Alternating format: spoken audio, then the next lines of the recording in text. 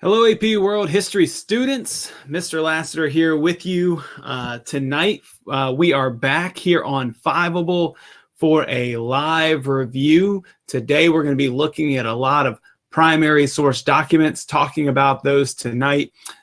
Just want to make sure that everybody knows that this is an interactive experience. There's going to be quite a few of us in here, but feel free to put your questions over in one of these directions where the chat is. You can put them there. You can also ask a question down at the bottom of the page, and you can interact with each other.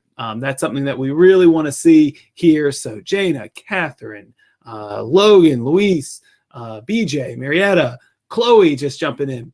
Rep where you're from. We got a lot of other people coming in, and they'll be joining us as we go tonight. Tonight's a little different. If you've seen me before, my name is Mr. Lassiter, and I teach in North Carolina. I live in Durham, North Carolina. So I've done these reviews now for a little over a year, and if you joined right before break, we had a really large review that covered pretty much everything from time period 1 up till the midterm of the course, time period 4 or so. And it was a big undertaking. We went very long.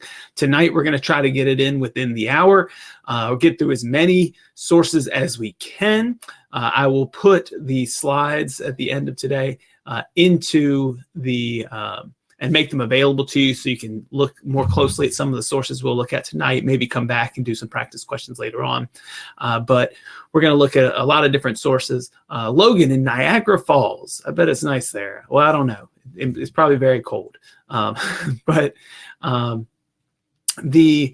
anyways, we're going to, they will be available to you at the end of the night. But again, this is interactive. It is meant to be for you. And so if you're asking questions, I'm answering them. I also want to see you participating in them. We got some multiple choice in here, give you an opportunity to throw some answers up in the chat. So I'm going to go ahead and share this screen with you. I want to make sure that you can see what I see, and hopefully kind of minimize myself so that you are looking more so at what I want you to, and kind of ignore me over here in this corner. So yes, this is Fiveable. Many of you may have already signed up for Fiveable or for the Fiveable emails. Hopefully you join up with Fiveable as we kind of march toward the AP exams, which are in about 5 months from, I think, the AP World, perhaps 5 months from tomorrow, I think. 17th or 18th, perhaps, of May. I should know that. Tonight, we are analyzing sources from the Age of Revolution. So we're in time period 5.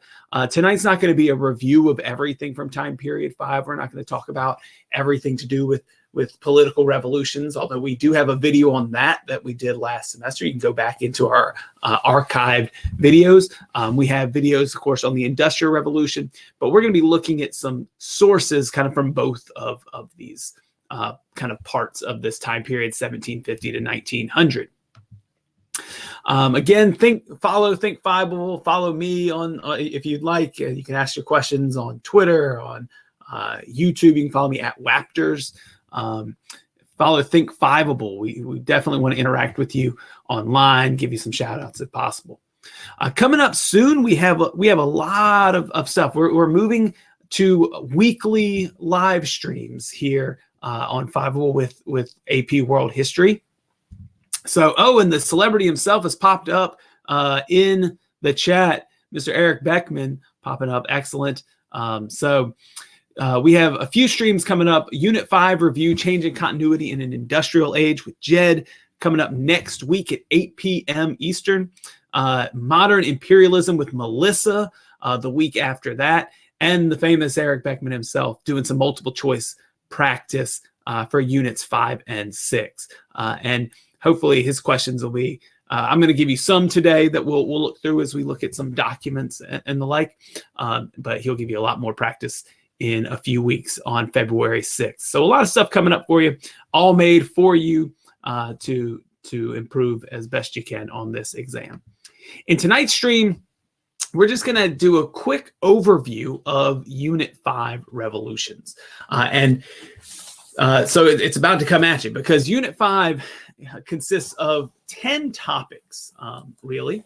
The first topic primarily is dealing with the Enlightenment. And so we're going to start out tonight with some Enlightenment documents. We're going to think about those ways of thought, or the thinking that leads to these revolutions. Now, the Enlightenment doesn't just influence political revolutions of the American Revolution, et cetera, but it also influences social change as well, especially when we start thinking about women's rights and the push for more rights for women, the voting, pushing for women's suffrage as we get into the second half of the 19th century, as we see women's roles change quite a bit in this time period, not just taking more responsibility in kind of this industrial world and assisting and being a part of revolutions, but also seeing them become more active and demanding a voice. And by the early 1900s, gaining the right to vote, especially in this country. So the Enlightenment, of course, is kind of the classical sense of it. We'll talk about Locke and Montesquieu. That's covered in this unit as well. The second thing that's really covered in this revolutions in Unit 5 are nationalism, the rise of nationalism, and the political revolutions from 1750 to 1900. Those are the Atlantic revolutions especially, but also getting into some nationalist movements across Europe. And so that's covered in this unit. And lastly, the Industrial Revolution, which comprises most of the topics in this unit. I'm just going to read them off to you. Topic 5.3, the beginning of the Industrial Revolution. Then the spread of the Industrial Revolution. So kind of looking at the first and second phases, or what we often call the first Industrial Revolution, the second Industrial Revolution. Technology of the Industrial Age is one topic, thinking about what the specific technology is. We'll talk about what images or documents you might get, sources you might get, you might see on a test for that. Industrialization, the government's role. We'll touch on that tonight. Economic developments and innovations in the industrial age, reactions to the industrial economy, and society in the industrial age. So, and then change and continuity. So, which is the whole, which will be our stream next week. So it runs the gamut here. It really does. It's a big unit in the book. It's an important foundational unit to understand what comes after. Unit 6 will deal with consequences of industrialization. So that's one thing to consider. Unit 7, global conflict that results from competition that comes out of that industrialization in Unit 6. So lots of stuff covered here. And our goal of this, as I said, is not necessarily to rehash all of it, but instead to maybe see what it'll actually look like when you come face to face with it on the exam. And then we'll look at some primary sources today and try to figure out what we can figure from this era. So let's start with topic 5.1 here. And I'm just going to kind of give a brief overview of our topics as we go through them tonight, and talk about documents you might see on the exam or sources you might see on the AP exam, and then we'll look at some examples, one or two examples from each of the topics we're going to cover tonight. Although we will group together industrialism into all of those smaller topics into one tonight. So the first thing we see here is, when we're thinking about the Enlightenment, what are documents that we might get? Well, the first thing you'll know are Enlightenment philosophers, our major philosophers of this era. Those are John Locke, Jean-Jacques Rousseau, the Baron de Montesquieu, Voltaire, Mary Wollstonecraft, who kind of pops up. You can see her name further down on this list too, so we'll talk about that for a moment. But these Enlightenment thinkers who really are going to challenge the status quo, challenge absolute power, and rethink where the power of government comes from. Right? The Enlightenment seeks to really try to solve society's ills by thinking critically about how we govern or how society is formed. And instead of this idea of divine right, top down, they begin to think differently. John Locke believed that the power of government came from the consent of the governed, right? The people themselves give government power. He believed that everybody had natural rights, and the government's job was to protect those natural rights. But when those rights were infringed upon, those rights of life, liberty, and property, when they were infringed upon, then something was awry, and people had the right and the duty to do something about it. Jean-Jacques Rousseau would expand on this with the idea of social contract, right? There's this contract between the government and the people among themselves, that they agree to give up certain rights, and thus, if everybody gives up the rights, then everyone is more free. The Baron de Montesquieu challenged absolutist rule and corruption of power. He believed in the separation of powers, different branches of government, executive, judicial, legislative. Some of these ideas already might be kind of sparking something in the back of your head, I hope. So if you recognize some of these, just put up some exclamation points in or your best emoji if you're feeling good about this in the chat. But these are ideas that become foundational for the United States and for revolutions in general. Seeing, oh, nice, good big smiley face. That's what I like to see. Things that you're recognizing here. Voltaire was very critical of religion. In some ways, he represents kind of that push for separation of church and state. Also the belief in freedom of speech and the like. Mary Wollstonecraft pushing for women's rights and really arguing for the position of women as intellectual equals in the Enlightenment. So these thinkers are extremely important. You're likely to see a lot of their or some of their writings in your AP course, whether it's on your teacher's exams or on the final AP exam, or perhaps just the topic of the Enlightenment itself coming up. So knowing those is certainly worthwhile, but I would never be surprised if I saw the writings of any of these people on the exam, though I'm going to kind of go off the wall for the example I give you. The second thing that often pops up in this, and that's because these writings are specifically named is what we call illustrative examples of thinking in this time, especially in dealing with women's rights and the Enlightenment. And those are demands for women's rights in the writings of Mary Wollstonecraft, especially her treatise, A Vindication of the Rights of Women, which you may have read in your classes. One that we're actually going to look at in a minute, Olympe de Gouges, an important feminist figure from the French Revolution, eventually loses her head, accused of being a monarchist and sympathetic to the monarchy in France.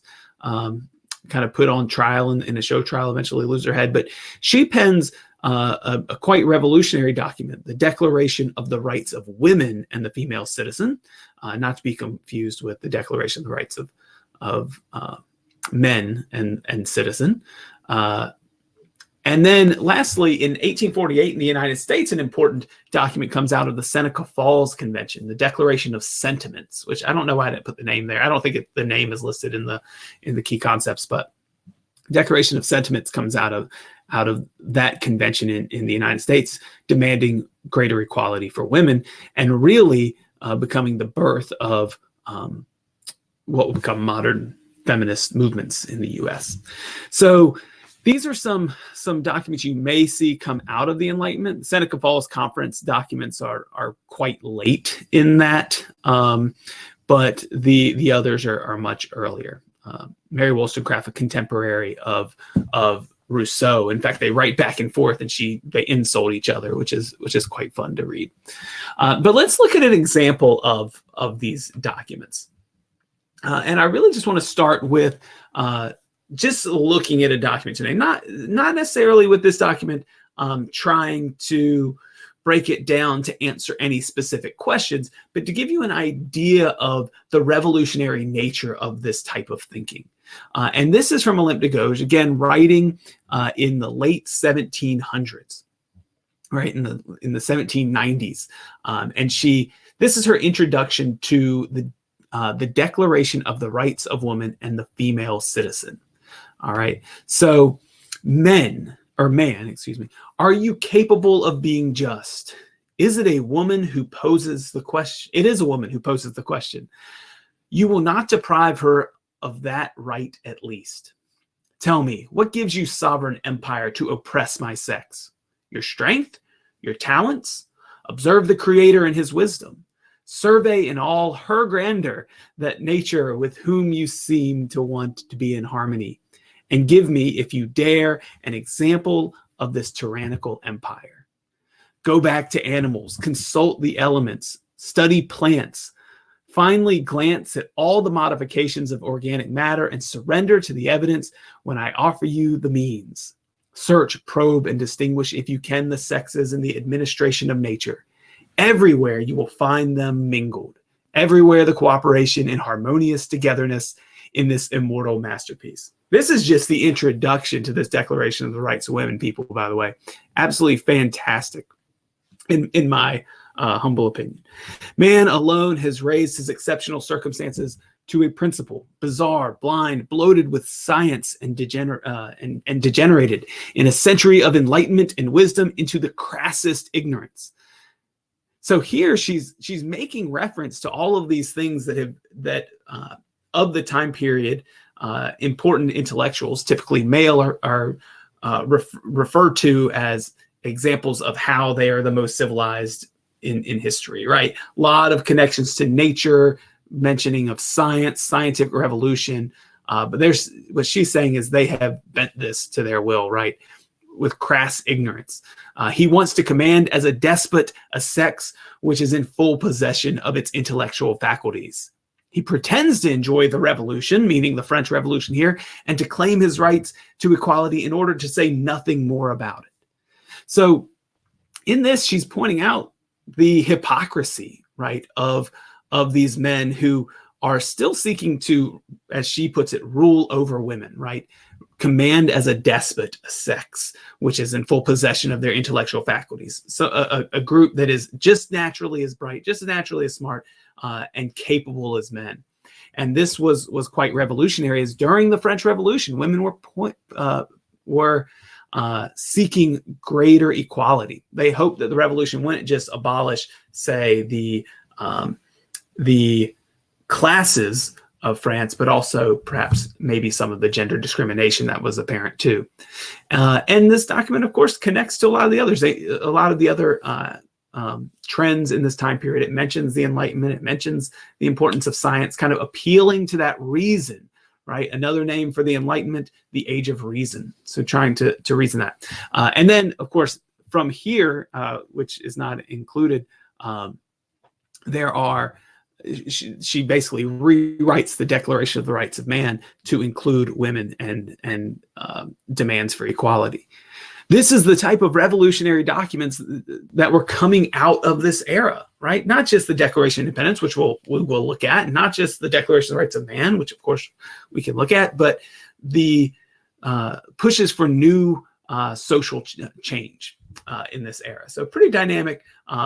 If you see this document or any part of this, hopefully you'll have a little bit more background on it. But a direct challenge to the male-dominated society as it existed in the late 1800s, or excuse me, the early 1800s in this case, because we're talking about around 1790. I guess late 1700s, early 1800s.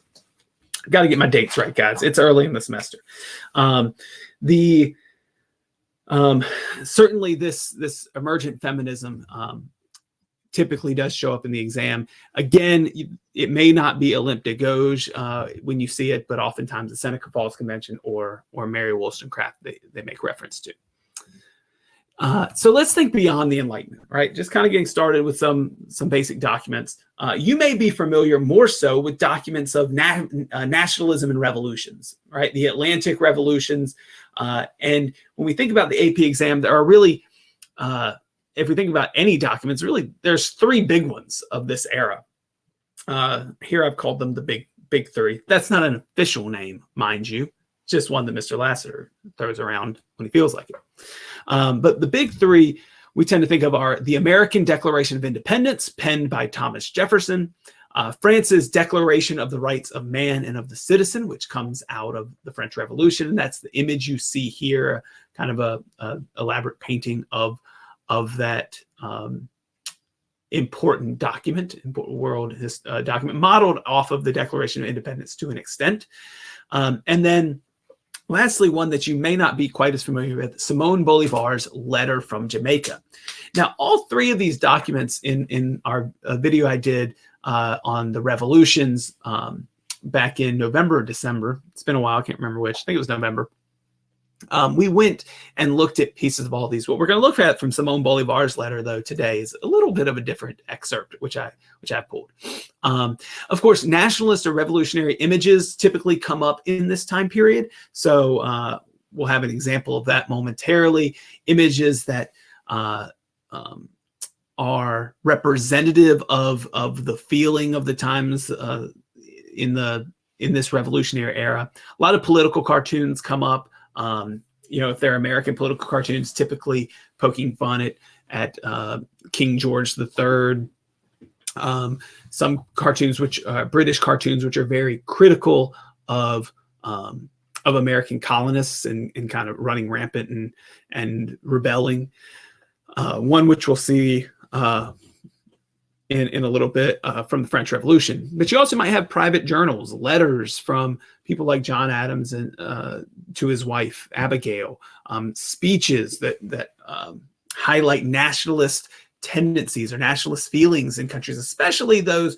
Because remember, this is a large time period, 1750 to 1900, some of which are kind of at the will of European imperialism, and some which are seeking revolution. And some just unification. German nationalism comes about in this time period. Italian nationalism comes about in this time period. So you're going to see typically a lot of those types of sources. So let's look at some of them. Here we have a quote from the Declaration of Independence. This is from the beginning of the Declaration, before you get to the long list of grievances against the king. And you are very likely familiar with this or have heard this before. We hold these truths to be self-evident. All men are created equal, endowed by the Creator with certain unalienable rights. Among these are life, liberty, and the pursuit of happiness. That to secure these rights, governments are instituted among men, deriving their just powers from the consent of the governed. That whenever any form of government becomes destructive to these ends, it is the right of the people to alter and abolish it and to institute new government. So it goes on a little bit beyond that. So I'll let you keep reading. You see here a facsimile of that declaration. But what I want to do is think about this question, right? We're getting closer to some multiple choice, short answer type stuff that you would get. But just think about this question as you read this. In what ways did the Declaration of Independence exemplify the ideals of the Enlightenment? We could tell you all day that it is born out of the Enlightenment, but can you pick out phrases or quotes that really make that connection? If you see any right now, I'll give you a moment to do so. Any phrase, set of words that you associate with the Enlightenment, put it in the chat right here. I'll give you a shout out. Go ahead and read through the rest of it. What are some of these words that you would associate with Enlightenment ideals? All right, already getting a few people. Excellent. My lag time is not too long.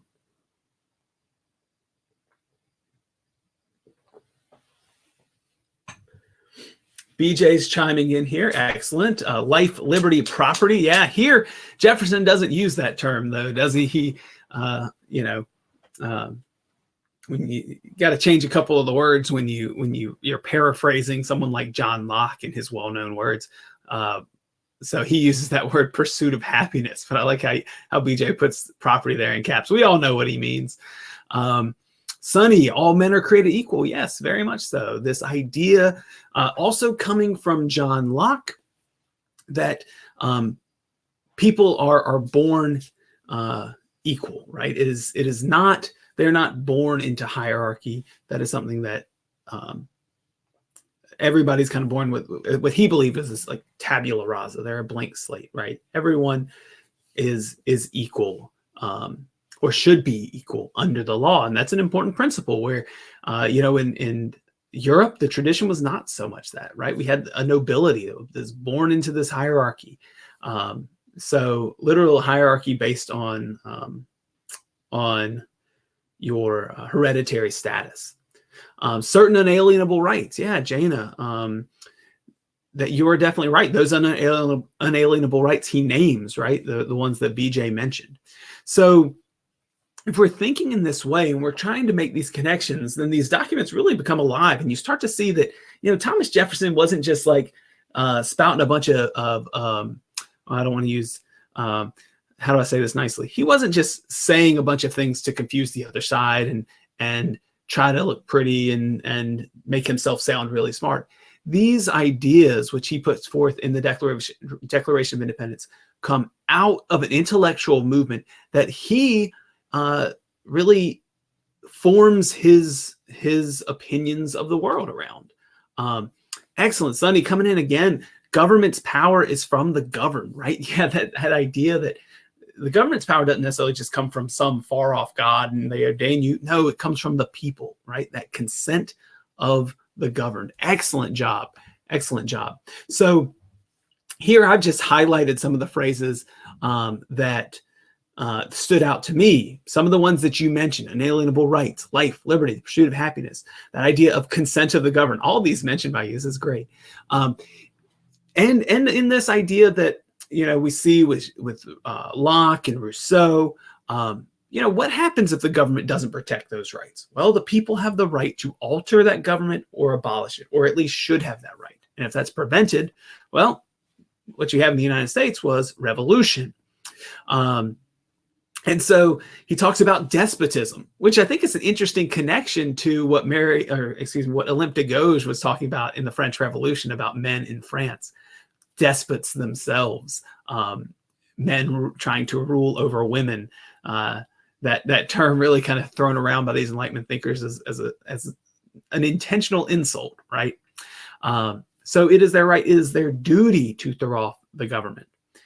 And we could go deeper into the Declaration and the causes and some of the things the colonists accused the king of. And they very much are along the same lines of other Enlightenment thinkers, abolishing or trying to prevent the colonial governments from meeting, or limiting the right of a free and open press, limiting the right for trade. So all of these things kind of are seen and come together. So think about these documents this way. Of course, look at the documents, look at I didn't maybe do as good of a job with all of these images, for example, the Declaration of Independence with your sourcing information. But look at that information, try to think about what's going on in that time period and how you can connect it. Very often when you're seeing these documents, it's going to ask you to connect it to causes and effects of these revolutions or to Enlightenment ideals. Let's look at another image. This one is one that you may have seen before. We have a cartoon here from 1789. It's a color engraving of the French Revolution. And I have a question here. So now we're going to kind of dive into some of these and see what kind of questions we can come up with. So if you know the answer, or when you know the answer, put it in the chat. Yeah, see how it goes. We'll read through it. So here we have an image. We see several people in this image, 3 people, what looks like some animals down the bottom, but primarily the center of the image, what we need to be paying attention to are these 3 fellows. Oh yeah, we have some rabbits at the bottom. Rabbits at the bottom. Is that what we got? Yeah. So in this image, the views expressed in this image most directly contributed to which of the following? All right. Which of the following? So the establishment of a 4th estate in the country of France. B, the Declaration of the Rights of Man and the Citizen. C, the leveling of taxes across France by King Louis XVI. Or D, the rise of Napoleon Bonaparte.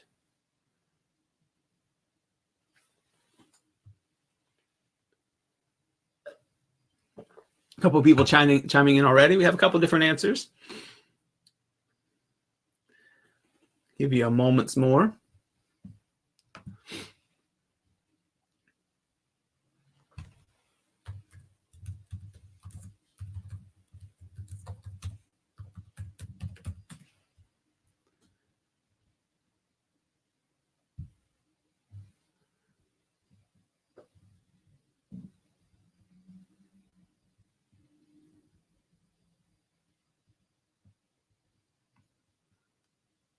All right, let's see what we have. A few people. Oh, Sunny's changing her answer. Again, no, there's nothing to be worried about here. Throw an answer up if you got it. See if anybody else wants to give it a shot. No need to worry about being incorrect. So you can do it in your head. That sounds fine. So what we have here is an image. Let's talk about what's in this image. And if you know what this is in reference to something that is going on in France, or something that has been a part of French society for hundreds of years. I want to know who is represented in this image. So if you have an idea, throw it up in the chat.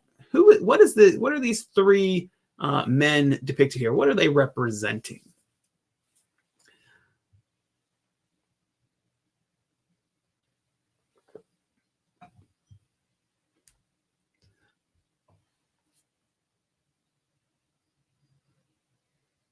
All right, so what we see in this image are two people who are dressed quite well here on the back of a man who maybe not dressed as well, right? He's bent over, looks haggard, looks like he's being kind of torn apart a little bit, really in bad shape, but at the same time carrying these other two gentlemen.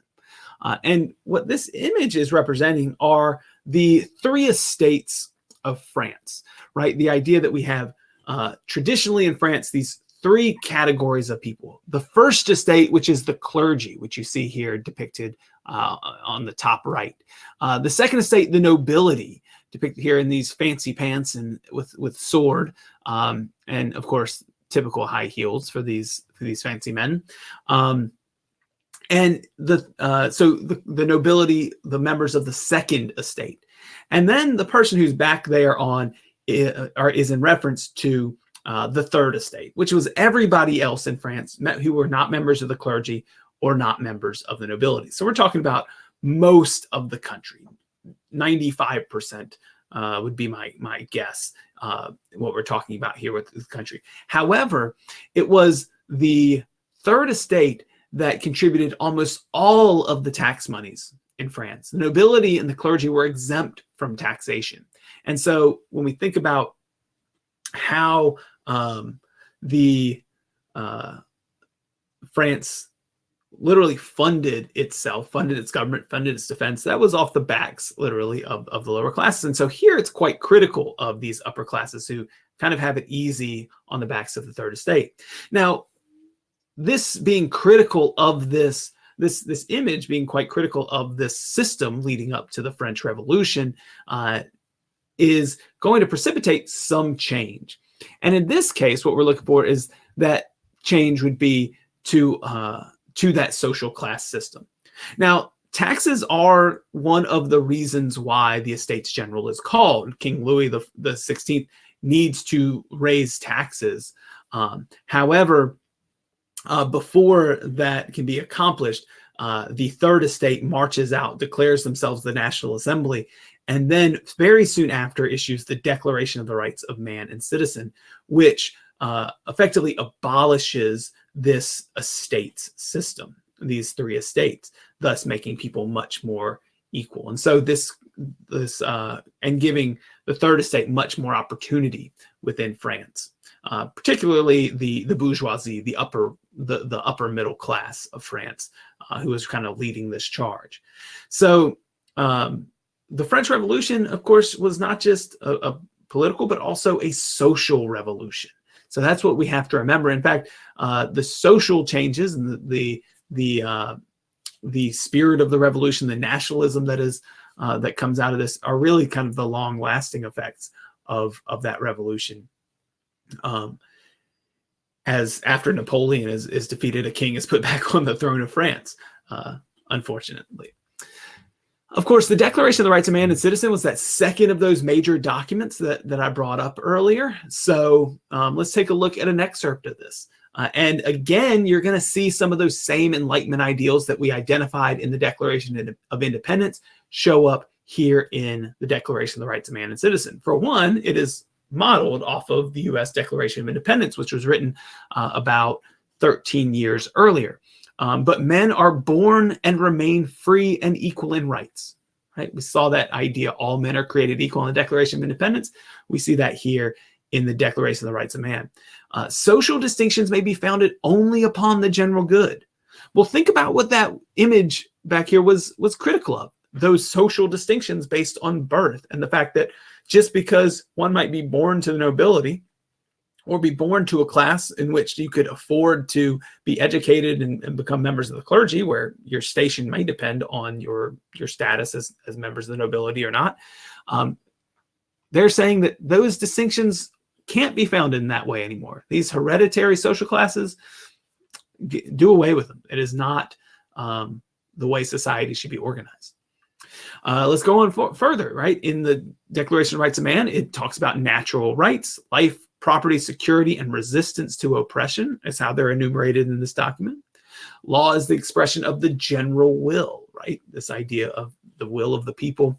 And then later on, we have this idea that was not highlighted in the Declaration of Independence, but is highlighted here. The free communication of ideas and opinions is one of the most precious rights of man. That idea of free and open communication and freedom of speech. Every citizen may accordingly speak, write, and print with freedom. Right. So that's an idea that comes from, well, many different thinkers, but Voltaire, one of the chief among them. All right. Let's look further. And here we have excerpts from Simón Bolívar's Jamaica letter. Now, this letter is quite long. It's a letter from Jamaica letter, whatever you want to call it. So this is just a small excerpt of a very long document that is much longer than the Declaration of Independence or the Declaration of Rights of Man and Citizen. So when you see this document, you may not instantaneously recognize something that comes from it. It may be something that a different part of the letter related to something that you might not realize right away what it is. So let's take a look here, though. Americans today, and perhaps to a greater extent than ever before, who live within the Spanish system, occupy a position in society no better than the serfs destined for labor. Or at best, they have no more status than that of mere consumers.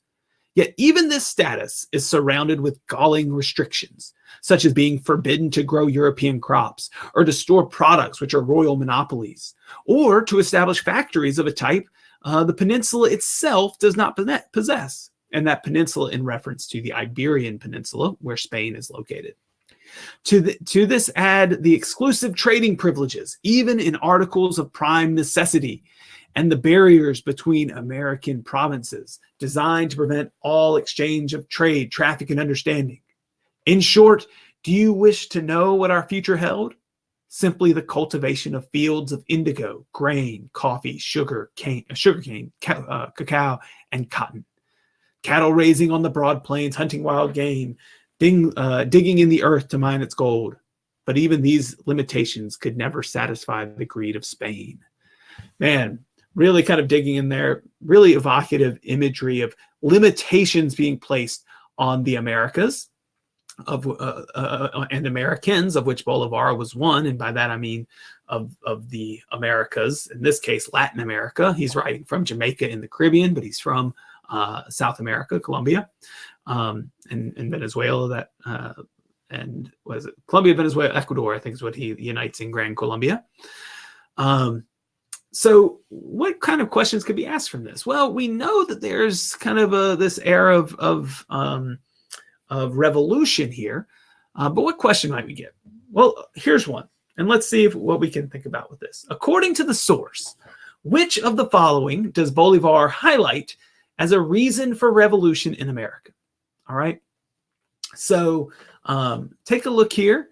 And I see a question from BJ here. Creole is the question. Yes, Bolivar himself, yeah, you're right, 100%, is a Creole, which means European, kind of pure European ancestry, but born in the Americas, as opposed to the Peninsulares, who were the highest caste at this time, born back in the Iberian Peninsula. So according to the source, which of the following does Bolivar highlight as a reason for revolution? Put your answer in the chat. Don't be afraid. Want to get everybody in on this. Is it the mercantilist policies of European governments? Unequal distribution of wealth among social classes? Racism against mestizos and mulattoes in the castas system? Or the destruction of agriculture in the Americas? Sunny's in first, followed by BJ. Doing a great job in the chat today. You get Logan and Jana back in, and anybody else. Thanks for the compliment on the question. You may use it as needed. That's right. Our first couple people in are correct. Mercantilist policies here of European governments. That's what's being highlighted in this document. So, and as Eric's chiming in, AP World definitely loves this document. And one of the reasons I think, as I mentioned a moment ago, is that there are just so many different parts, so many different things covered in this document. It is one that is, touched on Enlightenment ideals, touched on economics, touches on relationships between the Americas and Europe. Here, he's talking primarily about those mercantilist policies, right? Exclusive trading privileges, European royal monopolies, which are restricting what Americans can trade for, basically saying that they're being forced to only be those producers of cash crops, right? Their economies are somewhat stymied by this greed, as he calls it, of Spain. We can only grow sugarcane, coffee, cotton. We can't do anything else. We can't trade with whom we want. We can't even produce things that might be in, we can't even build factories here. The Industrial Revolution is the beginning. Why can't we build factories? Because we're at the whim of Spain, right? And their mercantilism. So here's a follow-up question to that. Which of the following, and this is kind of builds on the previous question, but doesn't necessarily pull straight from the document. Which of the following individuals most influenced changes in the economic systems described by Bolivar?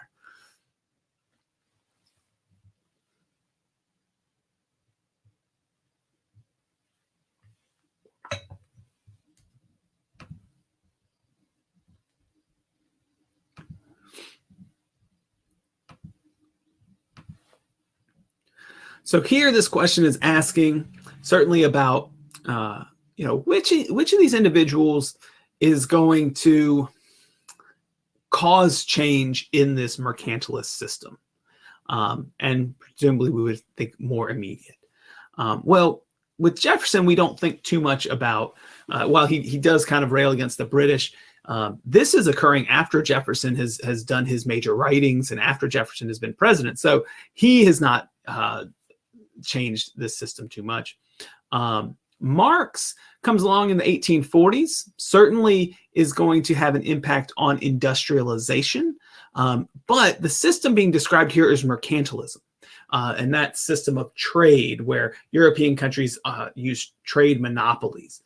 And the person who really turns that on their head is a guy who you actually might see a lot of sources from, and that is Adam Smith, who writes a famous book that the AP, I think, also likes to pull some stuff out of, or at least practice books, love it. And that is he Out of the Wealth of Nations. And so Adam Smith in that talks about capitalism and free trade, free and open trade, more so laissez-faire economics, where the government is more hands-off rather than really hands-on with mercantilism. And he believes that will encourage competition and grow economies. And with the problems that come with capitalism, that happens. But Adam Smith, in a way, is right. Economies boom after mercantilism kind of goes away, partially because of revolutions and partially because of policy changes. Marx himself is certainly going to be critical of the capitalism that Adam Smith ushers in. But the correct answer here, the answer I was going for, although we might say this question might not have been as good, Adam Smith here, right? So he is influencing changes in that mercantilism, that movement to capitalism. Then in the next phase, Marx is very critical of the capitalist industrialism and capitalism in general. If we look back at this document and just kind of look at some of the interesting language that stands out, or at least stood out to me, when he's thinking about describing this relationship, the Americans are in a position no better than that of serfs, right? Even though slavery exists in the Americas, he's equating even the landowners. He's a member of the Creole class, but he's saying that they are no better than serfs because they're at the whim of this Spanish government, right? The idea of royal monopolies. Anytime you see something about that, royal monopolies, British East India Company, right? Those are things that we associate with mercantilism, exclusive trading privileges. And so here he's also describing that barrier to trade, that barrier to have liberty, freedom of trade, barrier to gain wealth or property. So embedded in this document are those same ideas of Locke, Rousseau, and of the other Enlightenment thinkers that we have been talking about. So that's thinking about revolution, political revolution, enlightenment. I want to shift now to think a little bit more about documents of the Industrial Revolution that you might see in this AP exam. And one of them we were just hinting at. So you're typically going to see on AP exam questions, short answers, DBQs, documents about the industrial era, a lot of writings about the effects of industrialization, whether it's from Britain, continental Europe, writings in the Americas. Also, though, the effects of industrialization around the world, in Japan and China, who have very different experiences with industrialization. Places that kind of get passed up by Europe in this age of industrialization had to play catch up. The Ottoman Empire being a good example. Adam Smith's Wealth of Nations often comes up. The writings of Karl Marx and his criticisms of industrialization come up. And then you'll definitely see, this is the era we're getting into the in 1800s, especially the second industrial revolution in the second half of the 1800s, 1850, 1870, 1900, where photography comes about. So you might see images, woodcuts, things like that, but also photographs of industrial working classes, crowded cities, factories, images of immigration. Also, you might get images that are industrial artifacts, maybe showing significant inventions, steam engine, trains, or things that result from them, maps of like the one you see here, or maps of where railroads are being built. So lots of stuff can come from this. It's really hard, I think. I've never really been good at pinning down exactly what type of documents you might get from the Industrial Revolution. Marx, Adam Smith, those are pretty safe bets from this era. But beyond that, really broad spectrum, just because industrialization covers so much. So let's just look at a couple examples here. Let's start with this map, which we've already seen. We have a map here of Europe, its principal industrial regions and directions of spread.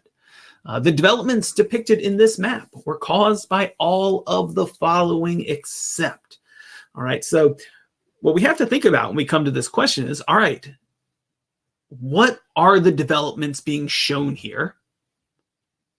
And then what caused it?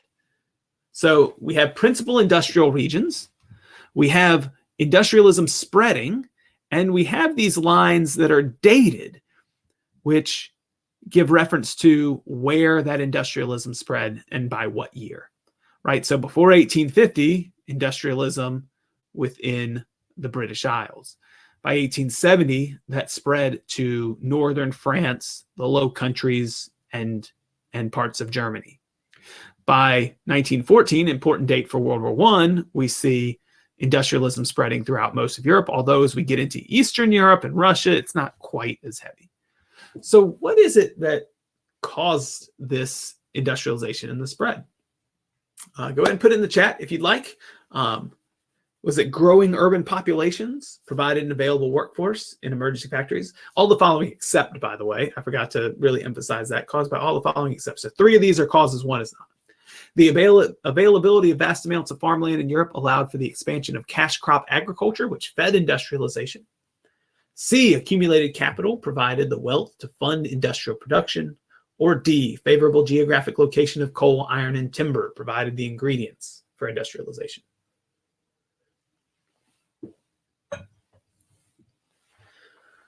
Sunny has jumped in by answering B. And for sake of time, we're going to speed up. If you're rewatching this later, you can pause it. B is the correct answer. So really great job. The one thing that we see in Europe is there's not vast amounts of farmland available. We see actually precursors to the Industrial Revolution. We see great changes in farmland. Less land become available as it's gobbled up by larger landowners. We see the enclosure movement happening. We also have new inventions that produce more food on less land. But ultimately, a lot of the resources come from outside of Europe back in, other than the kind of fuel for industrialization, coal, iron, and timber. So there's a lot of different causes of industrialization listed in the key concepts. There's something that your teacher probably has gone over. I'll run through them real quick. Proximity to waterways, access to rivers and canals, as well as location on the Atlantic Ocean. That geographic distribution of coal, iron, and timber, which provide the metal and the wood to build these machines and the fuel and coal to power them through steam. Urbanization, the growth of cities to provide that workforce.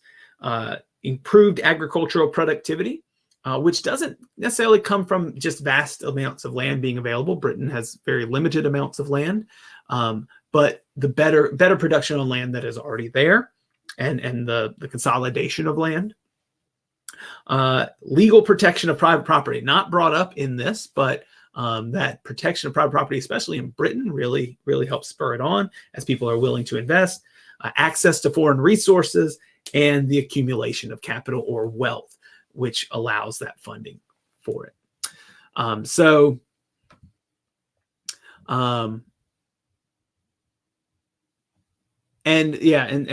the question here is, or the comment here, B is kind of part of that mercantilism, raw materials coming from the colonies, definitely, 100%. So yeah, there's a lot of those materials being brought back to Europe from these outside regions, and also these manufactured goods being able to be shipped to those territories. All right, here's another image. One of my absolute, this might be, it's tough to say what my favorite source is in all of AP World History, but man, do I love this.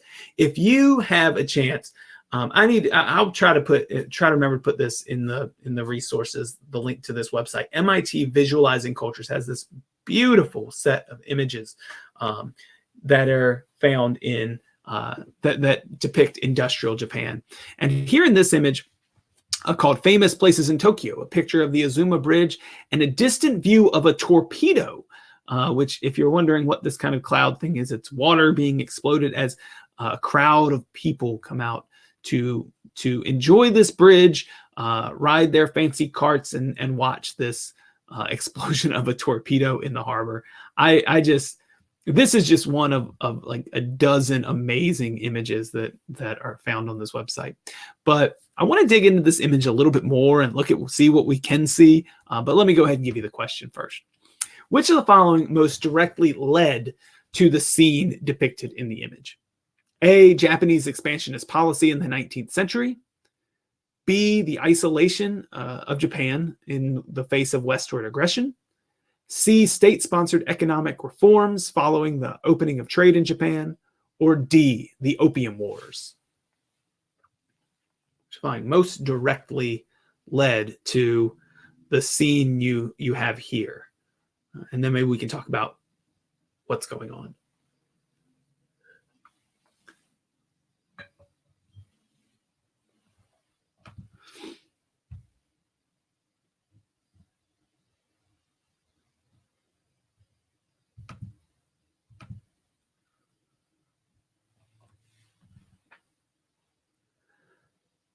All right, so let's see if this matches up with what you thought.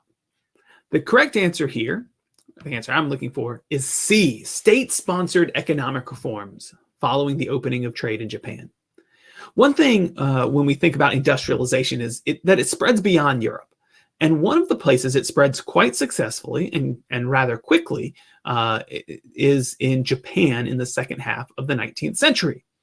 Now, a lot of things led to the scene depicted here. Commodore Matthew Perry arriving in Japan and demanding that they open themselves up to trade in the rest of the world. Up until that point, Japan had been isolated. But faced with the possibility of aggression from the United States, they choose instead to open their doors with the understanding that they will be taught these industrial measures, leading to what is known as the Meiji Restoration, where the Meiji oligarchs kind of whisk the emperor back into prominence in Japan, and they embark on this program to industrialize Japan very quickly through state sponsorship.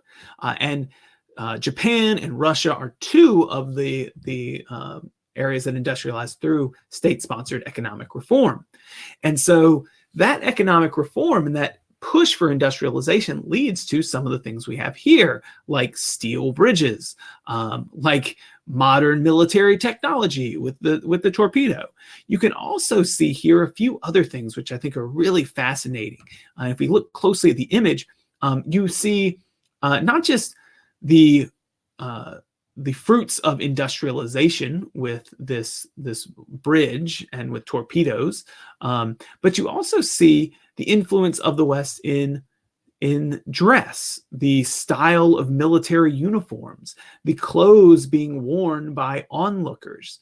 And that is mixed in with, if you notice here in the bottom left-hand corner, a woman with more traditional Japanese clothing. And an umbrella walking alongside someone in a Western style dress. The carts, very much Western style, but off in the distance, traditional Japanese architecture and temples in the background. So a really interesting image here showing the changes taking place and that come along with industrialization. Now, that's a little bit beyond what I'm supposed to be covering tonight, to be honest. That's more of the effects of industrialization. But I think it's really important to understand that industrialization doesn't just come about because there are people with money. There are efforts being made on behalf of the state to push this. The Opium Wars is incorrect here because that is dealing mostly with China. We might say that could be an indirect cause of all this. The Opium Wars and the example of what happened in China is one of the reasons why Japan does open up trade when confronted by the United States, not wanting to have the same thing happen to them as happened to China with the British, but not a direct cause here. So just what I think is a really rich image that tells us a lot about the changes that are going to take place in Japan that come along with industrialization. All right, we are running very short on time here. So I have just one more excerpt, and I'm just going to leave you with a SAQ that you can practice and think about. This is an excerpt from a work of fiction, but based on his view of the world during the Industrial Revolution. This is an excerpt from Hard Times by Charles Dickens from 1854. It's something we used to read in my classes when talking about the Industrial Revolution. And I just think it's really interesting imagery to think about the effects of industrialization. Certainly there are many positive effects. We are still reaping the benefits of the industrial era now, right? We're still in this third phase of humanity of this industrial era. Most important change since we learned to farm, right? But with it came difficulties, came changes to people's lives and the way people live, changes to cities, and they were not always positive. So let's listen to how Charles Dickens describes this town he calls Coke Town, in reference to coke from coal fuel. It was a town of red brick, or a brick that would have been red if the smoke and ashes had allowed it. But as matters stood, it was a town of unnatural red and black, like the painted face of a savage. It was a town of machinery and tall chimneys, out of which interminable serpents of smoke trailed themselves forever and ever, and never got uncoiled. It had a black canal in it, and a river that ran purple with ill-smelling dye, and vast piles of buildings full of windows where there was rattling and trembling all day long, and where pistons of the steam engine worked monotonously up and down. Now, this reading goes on, and I'll allow you to read it. You can pause it if you're rewatching this and take a look at it. But it goes on to talk a lot about the negative aspects, ill-smelling dyes, how people are just one like another, that they are very monotonous. They go on as the same thing day after day after day. Cities all now look the same. The infirmary might have been the jail. The town hall might have been either, or both, or anything else. And in this depiction of industrial life, Charles Dickens is quite critical. He himself received some criticism for his depiction of it in the book. So what I was thinking is like, well, how might this relate, this really evocative source, this great imagery, relate to what you might be asked to do, let's say, in a short answer. So you get this reading, you come in, maybe it's paired with another reading, which actually would have made this SAQ a little bit easier to write on my behalf. You have this image, this relatively negative portrayal of industrialization. So you might get something like this. Explain one major effect of industrialization that would support Dickens's position on industrialization, right? So you would bring in your knowledge of the effects of industrialization. What might be one negative effect of industrialization that would support what Charles Dickens is saying here? Perhaps you know a specific historical example of the negative effects of industrialization, of health effects of industrialization, of the poor conditions in factories, or the poor conditions of cities, or pollution. Explain another major effect of industrialization that would support Dickens's position. And then part C, if you want to kind of think about this as practice, explain one major effect of industrialization that would challenge his position on it. Here, you would have to kind of pull out of the document his negative views of it. And now we're challenging that. What is one positive outcome of industrialization, right? What could you come up with for this? So that's something just to think about. I definitely had some, wanted to look a little bit at the document a little bit closer, but we are running just over the hour, and I promised myself and my wife I would end it at very close to an hour tonight. So, we're looking at this. How do we know it's a negative image? Brick that would have been red if ashes had allowed it. There's another really interesting thing here that we might relate to the development that would soon come of social Darwinism, thinking of the town being unnaturally red and black, like the painted face of a savage, that idea that other peoples are not civilized like Europeans. So Charles Dickens kind of using that imagery that we would not typically approve of today. But while social Darwinism doesn't really get going until the 1870s, 1880s, and this being written in the 1850s, you can still see some of those ideas kind of around here. I had a black canal in it, a river with purple, ill-smelling dyes, right? So here you might use this section and the first brick that would have been red to talk about pollution in cities. Contains several large streets, all very like one another.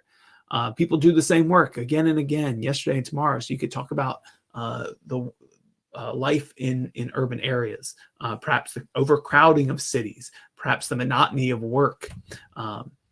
So those are some things to consider. If we think also so much fuel consumed, so much money made, we can think about the positive economic effects that come out of industrialization when we think about challenging his ideas. So these are just a smattering of sources. We've been looking at a whole bunch of them as we go. It's certainly not an exhaustive list, but it'll give you an idea of kind of the breadth of what you might see on the AP exam. Hopefully, you were able to put any questions in that you had tonight. And certainly we can stick around to answer some in the chat for a little bit after we end this. So if you have them, come at us, come back next week. Don't forget that we have another presentation coming up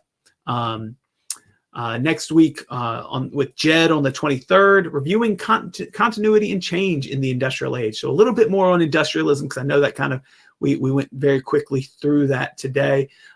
So come with your questions next week, and then we'll get into imperialism, which again, an effect of industrialization, before you get to some multiple choice practice with Eric. Anyways, no questions popping up immediately. Oh, this was a source that I had to cut. Sorry guys, this is well, we won't worry about that. Maybe I'll send that to Eric with a question for the units 5 and 6 coming up in a few weeks. But this has been Analyzing Sources from the Age of Revolutions here on Fiveable with me, your host, Patrick Lassiter. Follow me on Twitter, subscribe on YouTube, all that stuff, and join Fiveable if you haven't already. What are you waiting for? It's a great resource. You'll get access to all of the stuff that we did last semester. Tons of stuff on there. Really in-depth looks at all of history up through Unit 5. And by the end of the year, every unit. You have a wonderful evening. We hope you study hard, get some sleep tonight, and we'll see you next week.